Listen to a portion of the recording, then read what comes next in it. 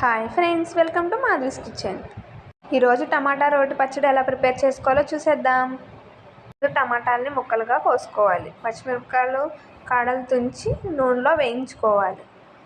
పచ్చిమిర్చి టమాటా వేసే clip miss అయింది. ఇలా వేగిన తర్వాత జీలకర్ర వేసుకోవాలి. ఇప్పుడు 1 స్పూన్ పసుపు, 1 స్పూన్ ఉప్పు వేసుకొని కలుపుకోవాలి. 5 వెల్లుల్లి రెబ్బలు కూడా వేసుకోవాలి. ఇప్పుడు మొత్తాన్ని కలుపుకోవాలి. ఇలా టమాటాలు పచ్చిమిరపకాయలు బాగా వేగిన తర్వాత ఒక నిమ్మకాయ సైజు చింతపండు వేసుకోవాలి. నా దగ్గర చింతపండు గుజ్జు ఉంటే వేసుకున్నాను. ఇప్పుడు మళ్ళీ ఒకసారి కలుపుకొని ఫైనల్గా ఒక గుప్పెడు కొత్తిమీర వేసుకొని కలుపుకోవాలి. కొత్తిమీర కూడా వేగిన తర్వాత ఇప్పుడు ఒక గిన్నెలోకి తీసుకొని రోట్లో వేసుకోవాలి. ఇలా రోట్లో వేసుకొని ఎచ్చపచ్చిగా బాగా దంచుకోవాలి. పచ్చళ్ళు రోట్లో చేసుకుంటే చాలా టేస్టీగా ఉంటాయి. మా అమ్మమ్మ ఇలా రోట్లో చేసిద్ది, చాలా టేస్టీగా ఉంటుంది. ఇలా రుబ్బుకున్న తర్వాత ఒక పెద్ద ఆనియన్ వేసి ఎచ్చపచ్చిగా దంచుకోవాలి.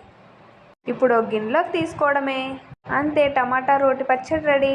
వేడి వేడి అన్నంలో వేసుకొని నెయ్యి వేసుకొని తింటే సూపర్గా ఉంటుంది. ఇది కూడా ప్రిపేర్ చేసుకొని ఎలా ఉందో కామెంట్ చేయండి. మరిన్ని రెసిపీస్ కోసం మన ఛానల్ని సబ్స్క్రైబ్ చేసుకోండి. Thanks for watching.